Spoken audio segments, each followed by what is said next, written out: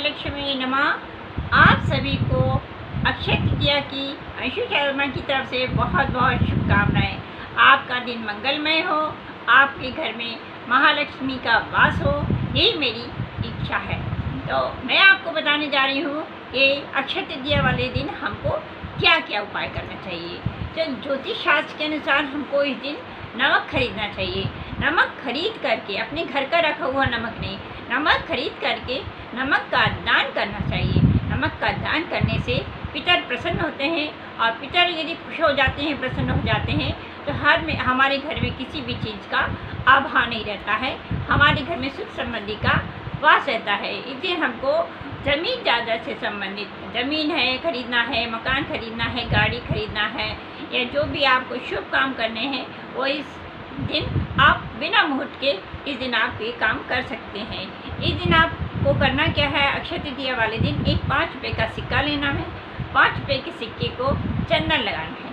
चंदन लगा करके उनको कृष्ण भगवान को अर्पित कर देना है, और जो भी आपकी मनोकामना है वो मनोकामना पूरी होगा। और दूसरा 5 रुपये का सिक्का लीजिएगा और उसमें भी चंदन लगाइएगा, और तुलसी के पौधे में वो गाड़ दीजिएगा। और इस प्रकार से इससे आपको अक्षय पुण्य की प्राप्ति होगी। अक्षय मतलब कभी ख़त्म नहीं होने वाला। आप जो भी पुण्य काम करेंगे इस दिन, वो आपकी कभी ख़त्म ना होने वाले पुण्य रहेंगे। आपको हर चीज़ का अच्छा ही फल मिलेगा। यदि आपके घर में आपको इस दिन करना क्या है कि चावल, आटा, दाल, शक्कर, सत्तू, इन चीज़ों का दान अवश्य करना चाहिए। एक दान और अवश्य महादान माना गया है कि मटके का दान। मटका लीजिएगा, छोटा मटका लीजिएगा, बड़ा मटका लीजिएगा, और उसके ऊपर खरबूजा रखिएगा, और उस मटके के अंदर जो भी दक्षिणा स्वरूप आप जितने भी पैसे डालना चाहें वो डाल दीजिएगा, और उसको किसी को भी दान करिएगा। दान स्वरूप ये महादान माना जाता है। इसको करने से आपको पुण्य फल की प्राप्ति होगी, और ये महादान रहेगा। आप किसी भी चीज़ की आप जो भी इच्छा करेंगे वो इच्छा आपकी पूरी होगी।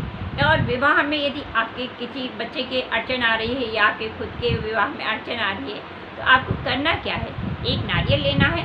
उस नारियल को अपने हाथ में रखना है, दोनों हाथ में रख करके, और इसके बाद में आप उसको नारियल को पीपल के वृक्ष के पास ले जाइएगा। पीपल के वृक्ष के पास ले जाइएगा, वहाँ पे खड़े होकर प्रार्थना कीजिएगा, जोत जलाइएगा, और इसके बाद पीपल के पेड़ की 7 परिक्रमा कीजिएगा नारियल को लेते हुए ही। और इसके बाद नारियल को वहीं पर रख करके और आ जाइएगा। इससे विवाह में आने वाली सभी अड़चनें आपकी दूर होंगी। पीले फूलों की माला और पीला ही चंदन आप भगवान को चढ़ाइएगा इस दिन, पीली चीज़ों का। और माता लक्ष्मी और विष्णु भगवान को आप पीले वस्त्र पहनाएंगे, और पीले ही वस्त्र पहन करके पूजा करेंगे, तो ये बहुत ही शुभ माना जाता है।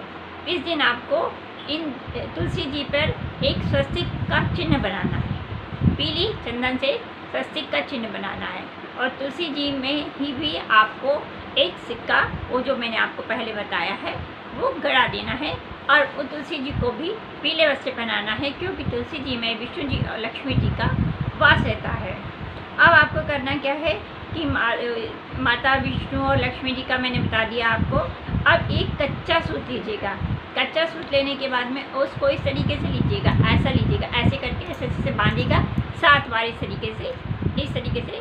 तो 7 बार इस तरीके से ऐसे करके 7 बार आप बांधिएगा, और 7 बार बंध जाए जब आपको, तो फिर उसको पीपल के वृक्ष के पास लेकर के जाइएगा, और जो भी आपकी मनोकामना है वो बोलिएगा, और उसमें पीली ही चीज़ से उसको रंग लीजिएगा। कच्चे सूत को पीली ही चीज़ से रंग लीजिएगा, और पीली ही बाती हो, पीली ही जोत हो, तो वहाँ पर जला दीजिएगा। इससे उस दिन और वहाँ पर 7 परिक्रमा कीजिएगा उस धागे को लेकर के, और उस धागे को वहाँ पर रख दीजिएगा और जोत जलाइएगा। वहाँ पर ऐसा करिएगा, इस प्रकार से करिएगा पीपल के पेड़ के नीचे, कि वो जो धागा आपने वहाँ पे रखा है अपनी मनोकामना बोल करके, उस पर जो भी आप फूल फल वगैरह जो चढ़ाएंगे वो उसके नीचे दब जाए। और ऐसा करके आप अपनी जो भी मनोकामना बोल करके आएंगे, तो आपकी सारी मनोकामना पूर्ण होगी। माता लक्ष्मी का पूरी रूप से हर तरीके से आपके घर में वास रहेगा। आपको इस दिन करना क्या है, घर में यदि कोई टूटी चप्पल है, टूटी झाड़ू है या खंडित कोई भी चीज़ है तो उसको अपने घर से निकाल के बाहर कर देना है। इसलिए बहुत ज़रूरी काम है जो आपको इस दिन ज़रूर कर देना चाहिए। ये सारे आप काम कीजिएगा, इससे आपको माता लक्ष्मी का आपके घर में पितरों का वास रहेगा, पितर आपसे प्रसन्न रहेंगे, माता लक्ष्मी का भी वास रहेगा और आप जितने पुण्य कर्म करेंगे वो अक्षय रहेंगे और आपको हर तरीके की सुख समृद्धि का आपके घर में वास रहेगा।